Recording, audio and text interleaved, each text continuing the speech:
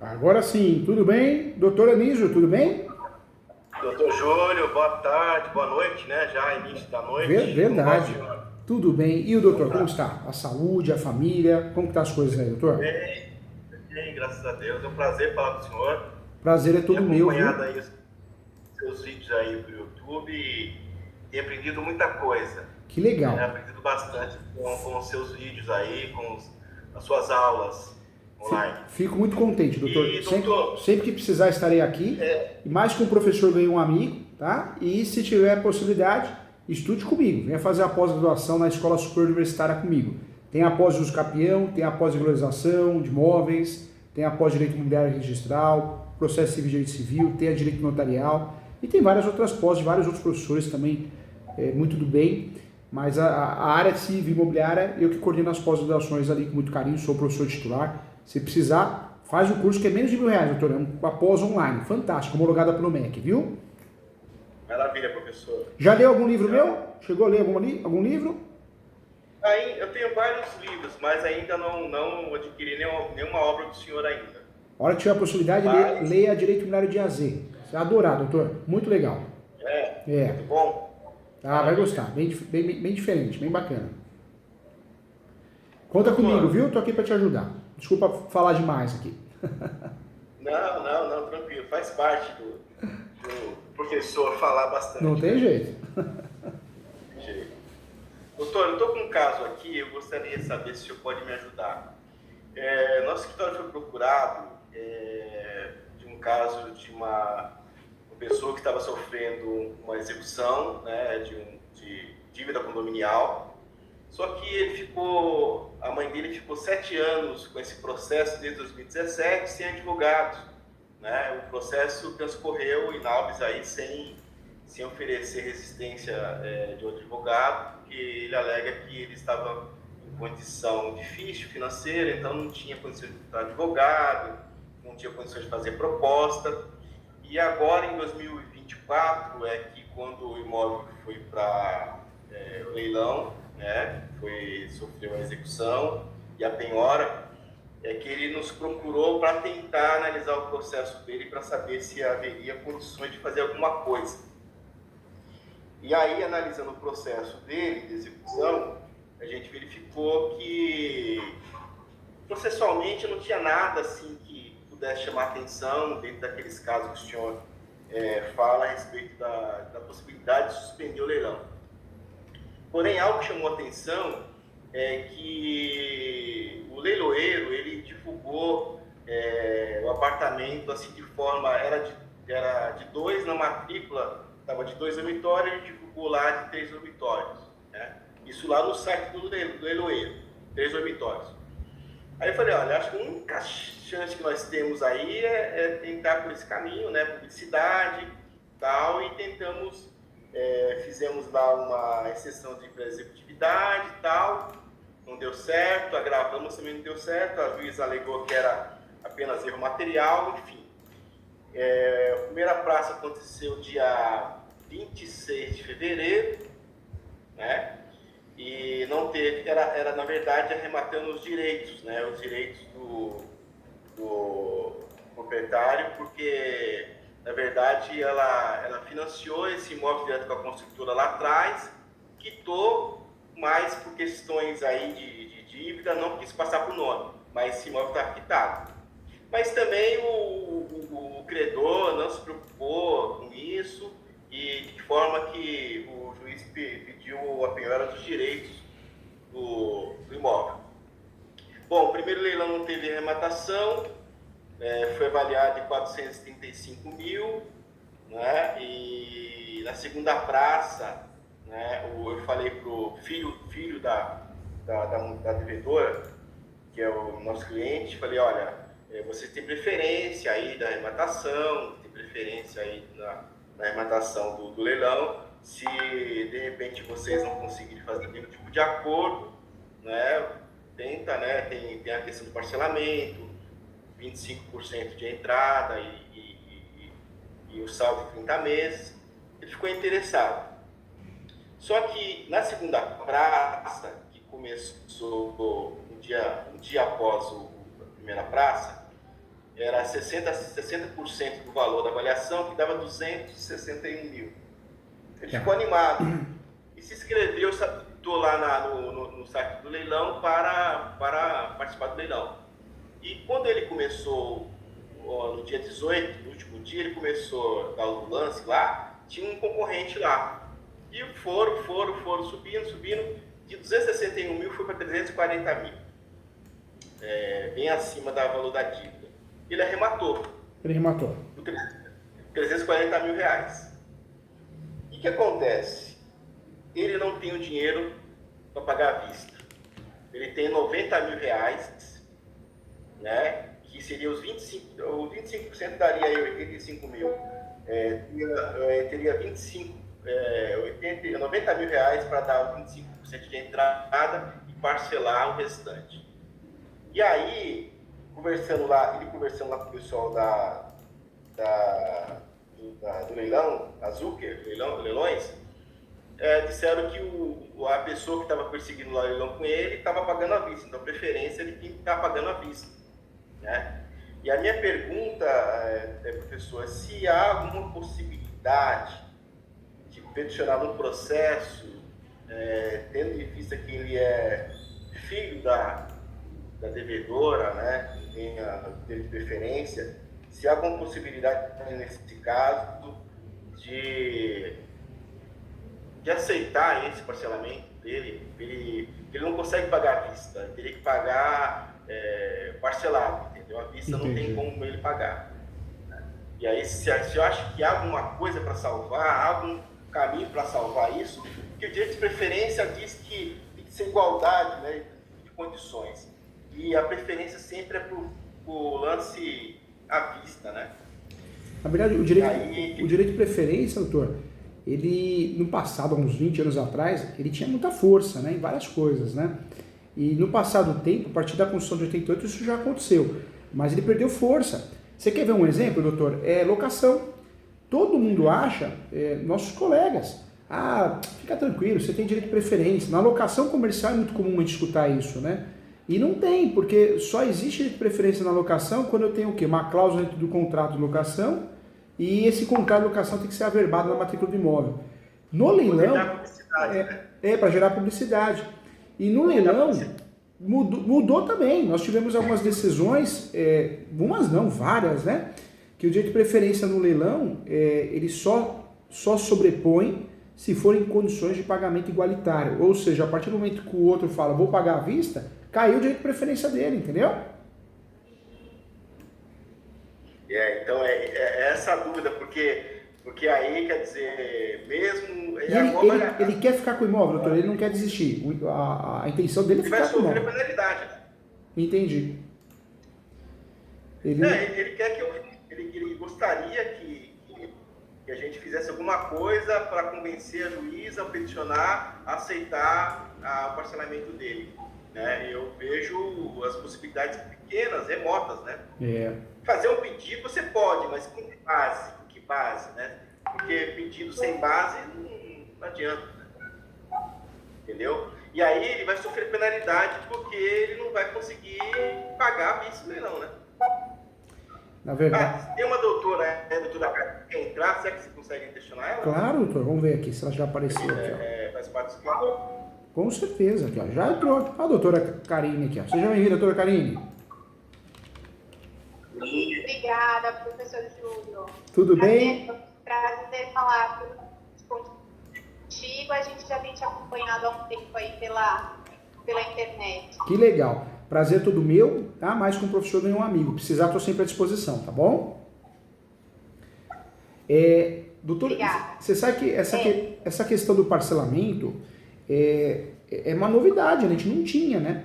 E aí o que ficou evidente nas decisões? Que o parcelamento ele só é possível quando consta no edital a possibilidade. Ou seja, se não constar no edital que no leilão é possível parcelar aquele bem, a gente não consegue, de fato, exercer esse direito. Diferente da execução, que a gente tem como parcelar, né? O parcelamento da execução, no leilão não tem isso, né? Na verdade, o parcelamento ele vai aparecer no edital, ou se não aparecer, não existe parcelamento, né? Eu acho que a situação, doutor, já é complicada.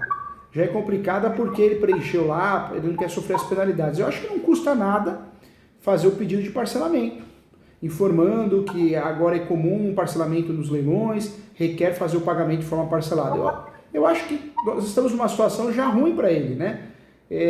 O peticionar seria uma oportunidade. Eu não chamaria essa peça de reconsideração para não chamar atenção, mas eu faria essa peça. Agora, a fundamentação do parcelamento que a gente poderia usar, talvez nós podemos falar que os leilões atualmente têm feito parcelamento em virtude de um novo entendimento. Então, oi, pode falar, doutora. Desculpa te interromper, doutor Cris. É. Mas no caso dele, houve sim no edital constando sobre a coordenação do parcelamento. Né? No edital ele se refere que caso não haja lance à vista, é possível o parcelamento nesse importe, né? De 25% mais 30 parcelas. E desde o início, então, o filho, né, da proprietária do bem, né, ele foi correr atrás do que ele conseguia para tentar, então, a vida.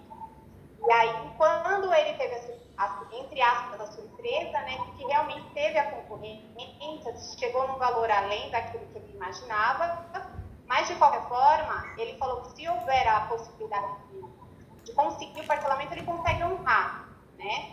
Agora, a questão foi que quando teve o leilão, o término aí da segunda praça, acredito eu, pela informação que ele trouxe, que dentre esses solicitantes foi oferecido valores à vista. E aí, no caso, ele estaria perdendo esse direito de preferência por causa desse lance à vista.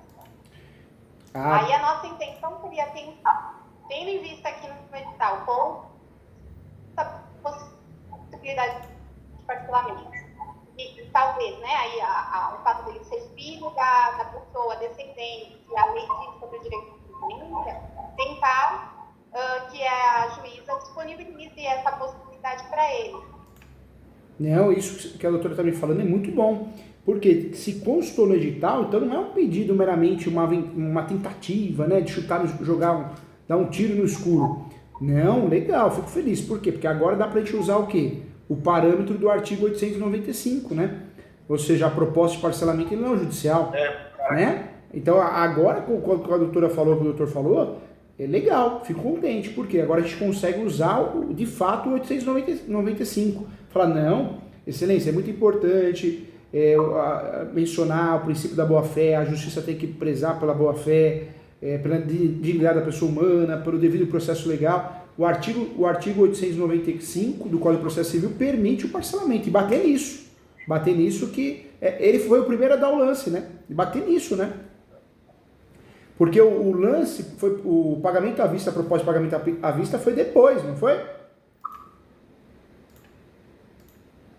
Eu não sei dizer a ordem para não falar uma ordem quanto na forma de parcelamento. Entendi. Eu sei que ele logo um pedido de parcelamento, pelo que ele me informa, logo no início, né, da segunda praça, para tentar. E depois que ele fez, me parece que começaram a ter esses outros lances. E entre esses lances, aí eles informaram para ele que tiveram licitantes com proposta à vista. Entendi. Mas eu não sei te dizer qual a ordem específica. Por último, ele foi o que deu o maior lance, porque estava sempre, a incrementação estava de R$2.000, né? Então, chegou a 346, que foi o último lance que ele deu. Ele aparece como arrematante, né? E aí, quando eu falei uma única oportunidade com as pessoas lá da Zúculo, eles haviam me informado que, pelo direito de preferência, ele teria a condição até de não pagar esse último R$2.000 a mais que ele colocou, porque a última proposta teria sido 344 mil. Entendi. Mas, aí, até aí tudo bem. A questão mesmo é agora quanto ao fato deles não estarem aceitando o parcelamento, né? Por ter tido lance à vista. E já essa negativa do parcelamento, ela já existiu de fato?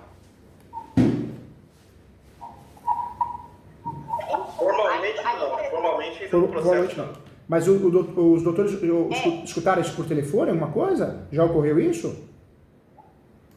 A conversa dele está sendo fazendo via WhatsApp. Pelo Todas WhatsApp. as trocas de mensagens estão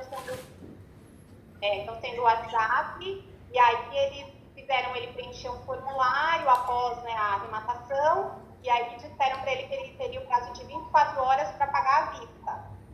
E aí foi quando ele falou do parcelamento, né, que ele já tinha sido, inclusive, solicitado, mas o primeiro pedido de parcelamento foi logo no início do leilão. Então, inclusive, estava em valor a menos. Mas ele manteve a proposta do valor final, e chegou a parcelar. Entendi. E aí essa finalização ainda não teve, pelo que eu entendi. Eles estariam esperando o prazo dele pagar o boleto à vista, entendeu? Sabe o que eu faria, doutores? Eu orientaria os doutores a fazerem, é uma saída, viu? Porque o que a gente tem que fazer? Se ele não conseguir o dinheiro e provavelmente não vai, ele vai arcar com todas as penalidades, né? Então a ideia é tirar ele disso, dessa situação, desse risco. Então eu faria o quê? Eu faria uma notificação judicial, não extrajudicial. Eu faria uma notificação judicial distribuída no site do TJ mesmo, ela causa mais impacto. Essa notificação judicial, ela é distribuída no site do TJ, ganha número do processo, é timbrado pelo Poder Judiciário, podemos recolher guia de oficial de justiça também, em regra feita por via correio, mas eu faria ela alegando o quê? Que ele deu o lance, houve aceitação do lance, e conforme Código de Processo Civil, ele se sentiu prejudicado uma vez que o leilão liberou a venda para outra pessoa, conforme artigo 895. O que eu tentaria fazer nessa notificação judicial? Eu tentaria inverter a história. Falar, leilão, você está errado.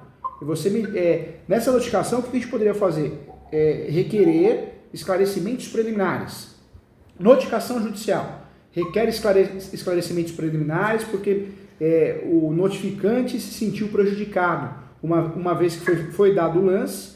Inclusive, o parcelamento é possível, conforme 895 do Código de Processo Civil, mas, de forma estranha, o imóvel foi arrematado por outra pessoa. Dessa forma, se sente totalmente prejudicado, gerando o direito de perdas e danos. Eu mandaria isso, por quê, doutores? Porque se a gente mandar uma notificação extrajudicial, ninguém respeita mais. Né? Ninguém respeita mais, corre esse risco. A judicial é o timbrado do Poder Judiciário. Pode ser que eles façam a contra-notificação. Eles vão ser citados para apresentar a contra-notificação. E eles vão alegar. Mas aí eu tentaria fazer isso para ter margem para fazer um acordo. Então, vamos fazer assim. Eu desisto da minha ação de perdas e danos, só que nós fazemos um acordo que ninguém reclama de ninguém. Entendeu, Toés? Entendi. Então, perdas e danos no sentido do leiloeiro, então, né? Uma perdas e danos no sentido de o leiloeiro errou, o leilão errou. Ó, eu dei lance aqui, como que agora você passa para outro? Ele tem as justificativas dele. Mas nessa notificação judicial a gente está invertendo a situação. Falando, ó, você me deve perdas e danos, leilão. E agora, como que vai ficar? Vou fazer uma ação de perdas e danos. Então é uma notificação judicial para causar impacto e talvez a gente consiga forçar um acordo, um distrato bobo, mas um distrato que, ó, você não paga multa, você não me deve nada, eu também não te devo nada. Talvez mataria o que a gente precisa, resolveria o que a gente precisa. Tá, mas aí evitaria só a questão das multas, mas ele perderia o bem, teria jeito. Perderia o bem. Mas seria uma forma de tentar, eu acho que mataria 2 coelhos com uma cajadada só. Seria uma forma de preocupar o leilão, poderia ser cancelado, o leiloeiro, ou se não, pelo menos evitar qualquer multa, qualquer processo criminal, inclusive, né? Acho que seria bem interessante fazer essa notificação judicial. Acho que seria a única forma dos doutores convencerem, tentar chamar para um acordo com efetividade, entendeu? Um acordo de cancelar o leilão ou um acordo de não cobrar nada em relação ao lance que foi dado. É uma tentativa, né? É uma tentativa. Agora, processualmente, com relação à juíza acatar o pedido de parcelamento, isso eu acho meio impossível, difícil. Acho muito difícil, doutor. Se é um leiloeiro muito inseguro, ele pode cair na nossa. Já aconteceu aqui no escritório. Faz 1 ano e meio, um leiloeiro lá de São José do Rio Preto. Ele caiu na nossa. Eu falei, não, vou cancelar o leilão, foi um equívoco. Ele acho que não queria ter dor de cabeça, ele estava iniciando, né? Então talvez ele quis abafar o caso. Ele ficou preocupado de alguém entrar com a ação. Mas esse caso não, ele já é um leiloeiro mais, né, experiente. Então, eu acredito que a nossa estratégia aí é para evitar perdas e danos por parte do leilão, multas e também criminal, né? Então, mas, aí no caso, o senhor entende o seguinte, o senhor entende de que forma? Que tem que esperar eles comunicarem no processo com o resultado desse leilão, para depois fazer essa medida, porque até então a gente não tem isso formalizado. O leiloeiro, a princípio, ele tem que peticionar nos autos, informando quanto em relação ao que ocorreu, né? O não pagamento. Não pagamento. Nossa, foi Eu faria a notificação... Aí, Fica à vontade, doutora, perdão. acredito que ele teria que informar, inclusive, assim, de que o nosso cliente, que tem o direito de preferência, fez o maior lance, mas não fez a proposta como uma vista. E, consequentemente, eles estão dando como arrematante o segundo colocado, que fez o lance à vista. Ele vai ter que pôr isso, ou não? Você acredita que eles vão informar simplesmente o resultado final? Ficou o segundo, assim, né? Porque eles que analisam e não vão informar nada para o juiz, como o senhor entende? Eu tenho visto. Eu faria o quê? A estratégia seria, como a notificação judicial, por mais que a gente distribua ela no TJ, recolha as custas, né? Ela tem aquele trabalho de uma ação, mas o teor do conteúdo é muito simples, porque vai ficar 2 ou 3 folhas. Então, eu faria a distribuição da notificação judicial, com o número do processo, né? Não tem valor decisório, mas gera o número de processo, eu peticionaria no processo, informando, excelência, requer a suspensão de qualquer ato do leilão em relação à expedição da carta de arrematação a terceiro, uma vez que existe um incidente a ser resolvido.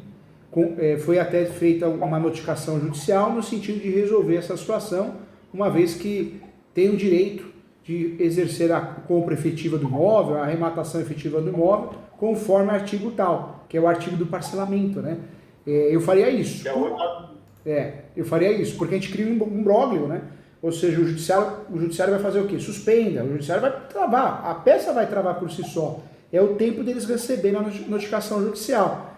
Eles recebendo a notificação judicial e essa peça nos autos, eles vão querer fazer acordo no sentido de falar, olha, vamos desistir do leilão, se o jurídico não for o jurídico que conhece o assunto, melhor para nós, aí ele consegue realizar que é a arrematação parcelada. Se isso não acontecer, pelo menos a gente consegue livrar ele de qualquer pagamento de multa, qualquer situação nesse sentido. Ou seja, acaba sendo certeira a estratégia, né?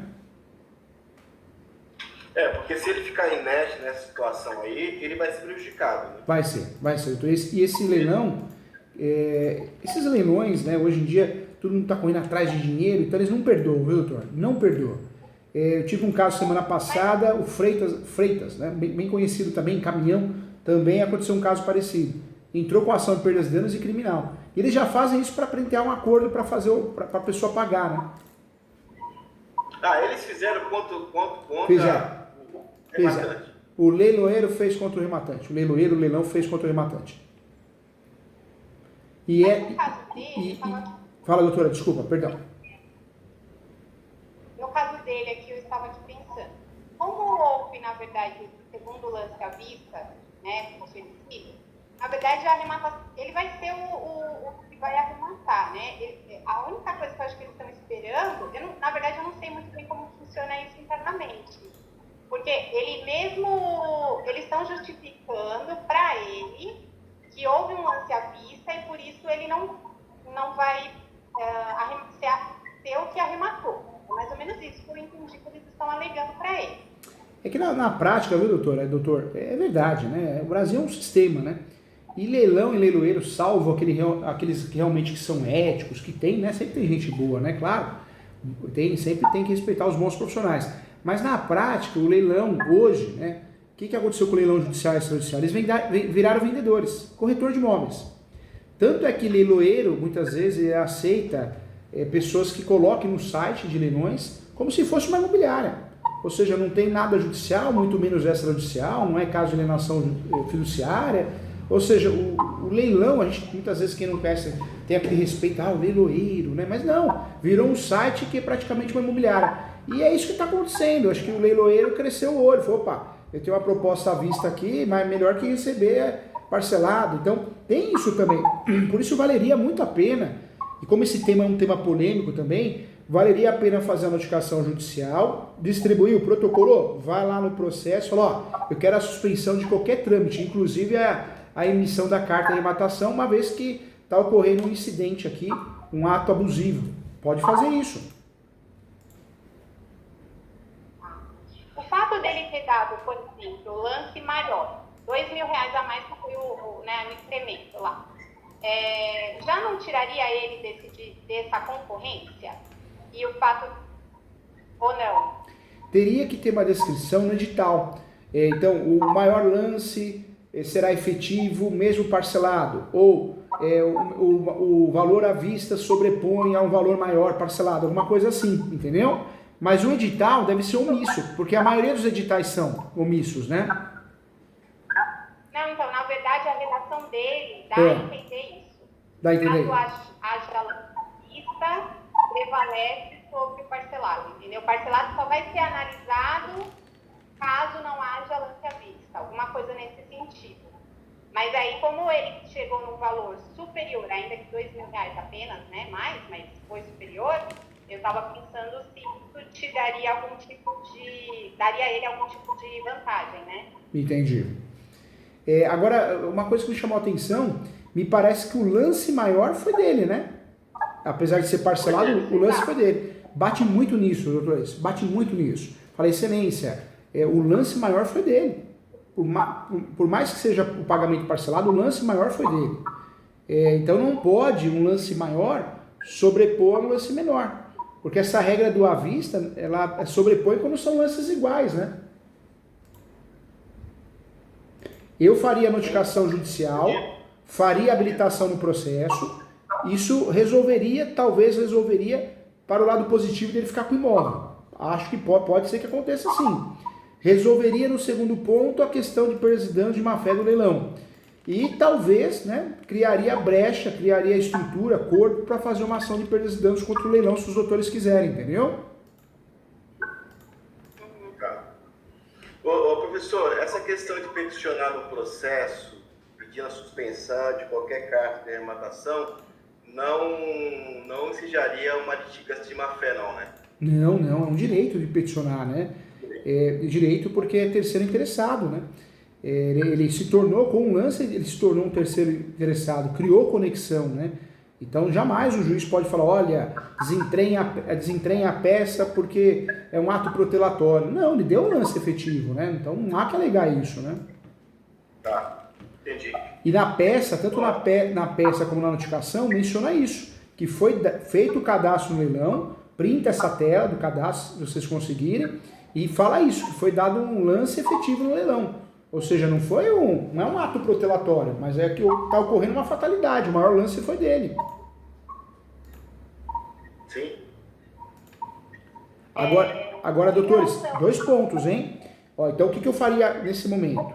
Eu faria a notificação judicial, eu faria a peça pedindo a suspensão de qualquer ato, emissão da carta de arrematação. Isso poderia pactuar, sim, resolver o problema, no sentido de ele ficar com o imóvel. Resolveria o problema do leilão querer cobrar perdas e danos, né? Mais criminal. E se quiser levar isso para frente, os doutores ainda têm a possibilidade, e entra no jogo de verdade, não uma aventura jurídica, mas entra no jogo, daria para fazer uma ação declaratória de nulidade do leilão, com perdas e danos, se os doutores quiserem. E eu falo que essa ação é muito legal, porque o processo é público.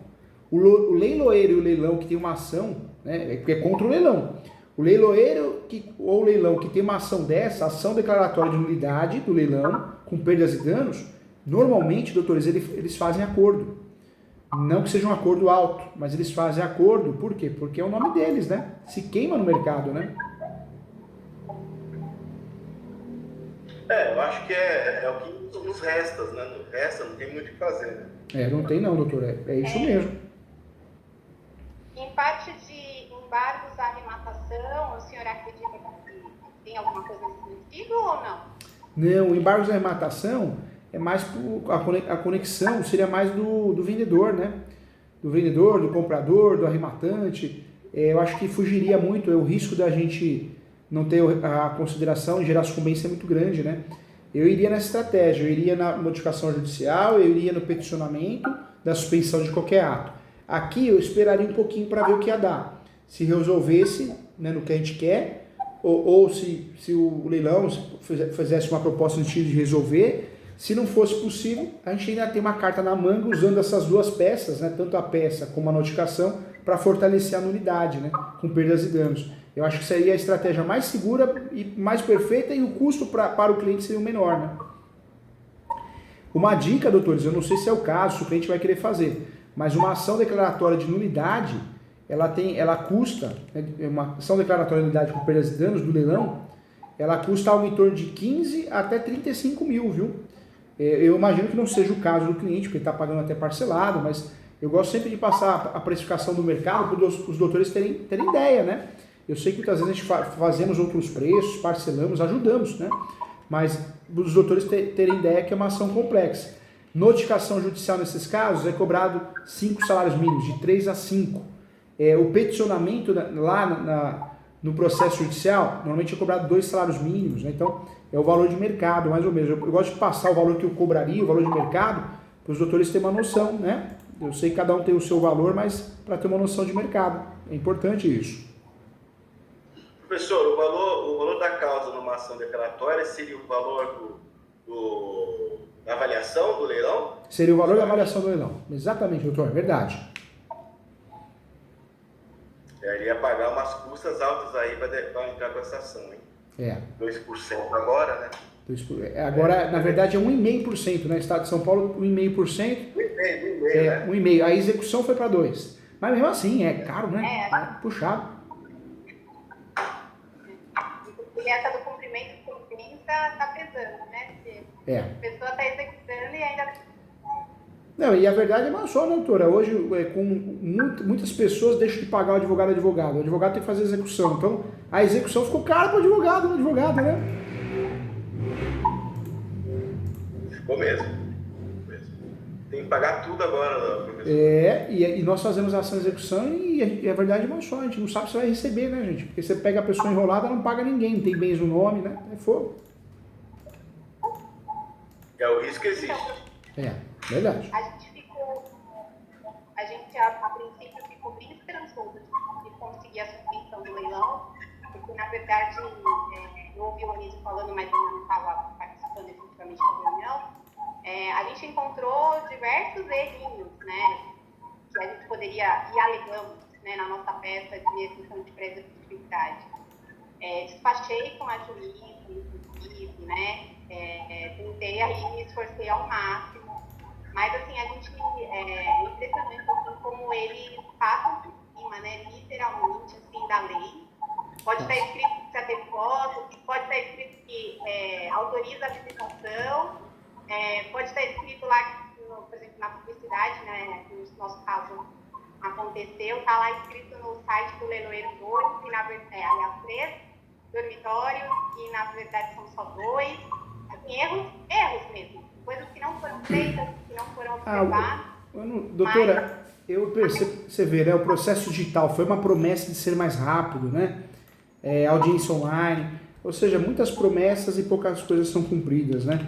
Eu acho que o Poder Judiciário ele é muito ruim, muito juiz tinha que ser preso, presa, suspenso, exoneração. Poxa, a própria exoneração, um juiz, tudo bem que a gente está falando de leiloeiro também, né? Principalmente leiloeiro também. Mas, poxa, um juiz perde o cargo, qual que é a pena do juiz? Aposentadoria compulsória recebe o valor integral da sua remuneração, né? Do seu subsídio. Ou seja, é um país que a gente reclama muito de político, tem que reclamar mesmo, mas a população ainda não caiu a ficha do Poder Judiciário que nós temos, né? E a nossa classe, doutores, os doutores são diferentes também, pessoas do bem, mas nossa classe é complicada, vive de ego, não é unida, não é isso, doutores? Né? Você vê a AOB, o que a AOB faz pelo advogado hoje? Ou seja, as sessões, as subseções, a AOB Nacional, é puro cargo político. Ficar tirando foto em revista, isso, aquilo, e trabalhar, que é bom produzir em prol do advogado iniciante, não produz, né? Não produz. Fui presidente da Comissão de Direito Imobiliário durante muito tempo. Eu literalmente saí, abandonei, porque eu não tive mais interesse. Na comissão, ninguém vai, pouca gente vai, as pessoas usam para colocar no cartão, achando que é status. E hoje, pelo menos, eu entendo que não é um status positivo, é um status negativo, né? Porque hoje o cliente tem essa noção, né? O cidadão brasileiro tem, envolvido com política, OB, deixa quieto, quero contratar um advogado que trabalhe, não que fique fazendo pose em OB. Então é um nível, né? Ou seja, a própria OB está perdendo credibilidade com a população brasileira, né? Já perdeu, né? Já perdeu. Já perdeu. Bom, aí, professor, então acho que é isso. Tem alguma coisa, doutora, para... Vamos fazer um checklist, então? Ó, o que eu faria, gente? Porque é a única chance do nosso cliente, hein? Eu faria o quê? Primeiramente, eu faria a notificação judicial, faria o protocolo, 2, 3 folhas. Depois eu iria lá no processo, peticionaria, pedindo a suspensão por um incidente grave processual sob pena de nulidade, já pensando na ação declaratória de nulidade. Deu certo? Resolveu? Pode ser deferido ou indeferido também, né? Pode sim. Pode sim. Deferido, né? Pela juíza, né? Pode. Essa suspensão. Pode ser que ela não suspenda. Pode ser que ela suspenda, né? Pode ser. É um risco também. É um risco também. Mas o legal é que se ela suspender, ótimo, atingiu o que a gente precisava. E se ela não suspender, aí olha que legal, aí nós temos uma outra opção, né? Nós temos a opção de trabalhar com a ação declaratória de nulidade. Só que nós vamos trabalhar com a ação declaratória de nulidade pedindo perdas e danos, né?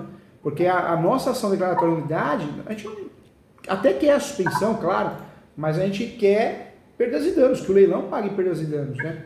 Em virtude da má fé. Foi feito um lance de um valor maior. Como que, mas eu vou vender para você um valor menor, né? Se o valor fosse igual, é o grande álibi que nós temos e a grande tese, hein? É um caminho a caminhar.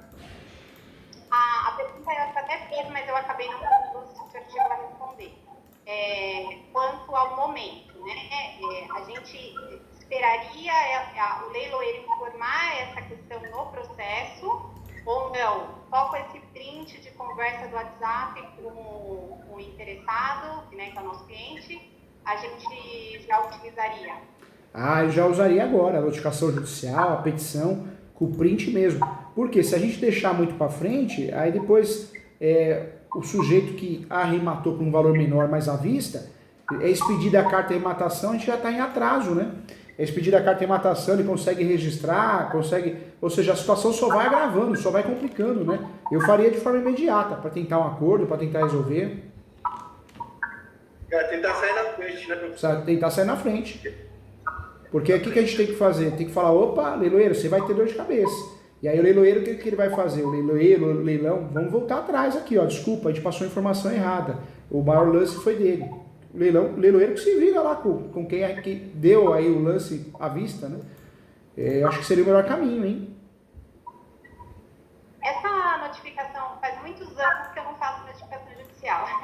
Essa notificação judicial tem tramitado rapidamente? Assim, o senhor acredita que eles vão receber isso logo? Porque, por exemplo, amanhã a gente faz a peça e já distribui, ok. Mas e em relação a eles, o judiciário receber, encaminhar, eles receberem? A última que eu fiz aqui, em São Paulo, durou, acho que foram 7 dias. 7 dias já tinha sido notificado. Costuma ser rápido. Ela é física, ela não é digital. Ela é digital. É digital. Você faz a notificação judicial, converte em PDF, entra no site do Tribunal de Justiça e faz o protocolo normal, como se fosse uma ação. Só que você escolhe o campo lá, notificação judicial. Tá. Aí eles vão receber lá, imprime e vão distribuir. Recolhe as custas do oficial de justiça. Na verdade, o procedimento é como se fosse uma ação mesmo. A gente faz a distribuição dela, vai lá com o número do processo, recolhe a guia, né?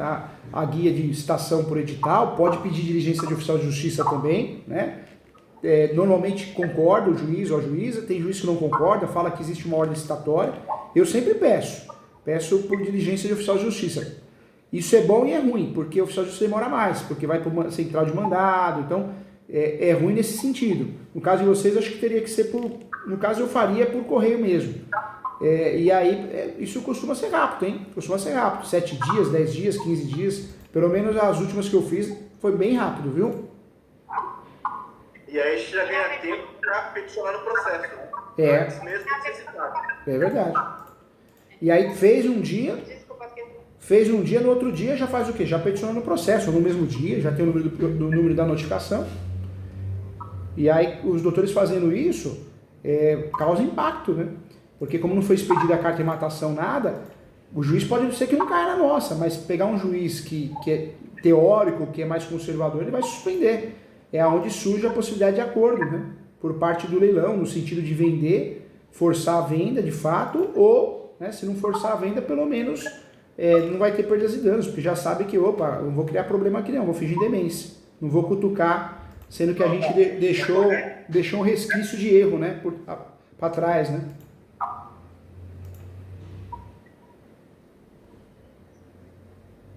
Melhor caminho, viu, doutor? Melhor caminho. Acho que seria o mais seguro, hein?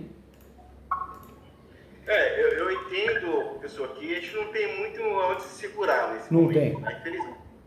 Para tentar evitar os danos aí do nosso cliente, que ele pode, se não fizer nada, ele vai ser prejudicado, sim. E essa notificação pode abrir uma oportunidade de a gente conseguir reverter a situação, né? Um acordo, uma situação assim.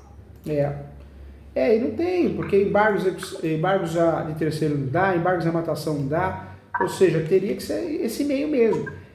A notificação judicial, a petição, por fora, né, esses dois atos nos ajudaria, se precisar, se o cliente quiser, nos ajudaria em compor uma ação de declaração de nulidade, né, do leilão com perdas e danos. E o judiciário adora nulidade com perdas e danos, porque eles convertem para indenização, eles tiram da reta, né? Então, seria interessante. E o leiloeiro, por outro lado, o leilão adora fazer acordo nessas ações, né? Então, não é uma ação ruim para os doutores, não. Porque é uma ação que tem aí uma tendência de ser resolvida num acordo, viu? Professor Júlio, qual que seria a tese básica aí dessa notificação judicial? Seria a questão lá da arrematação, do lance? Eu usaria o maior valor, né? O maior valor deve prevalecer. E usaria o quê? O 895 do Código de Processo Civil. Ou seja, eu falaria que a maior arrematação, o maior valor do lance, né, deve prevalecer, senão existe uma má-fé, uma afronta ao devido processo legal, uma vez que trata de processo judicial, um ato nulo, enriquecimento sem causa, e bateria muito no artigo 895, falando que é um direito de parcelar, né? E aí realmente né? Bacana. Doutora Karine? Não é só isso, eu acredito, né? A nossa esperança era o senhor falar assim, nossa, gente, semana passada tive um julgado tá de encontro que vocês precisam, mas infelizmente não é isso, né? Então a gente vai batalhar. Essa tese que eu passei é algo que já deu certo aqui no escritório algumas vezes, né? Muito certo no sentido do leiloeiro voltar atrás e falar, não, realmente está certo, já deu certo de evitar a ação, então acho que seria a forma mais segura, porque já pensou, sai soltando qualquer ação, aí perde, gera sucumbência, o cliente, hoje em dia é difícil explicar, né? Por mais que a gente explique a sucumbência, na hora que perde ninguém quer pagar, então evitar dor de cabeça, os doutores estão atuando com uma tese segura, né? Sim. Ô professor, hoje está muito difícil suspender o leilão hoje, pela sua experiência, está muito difícil suspender o leilão hoje? Tá sim. Na verdade, hoje nós estamos vivendo um sistema escancarado, né? Na política, em tudo, né?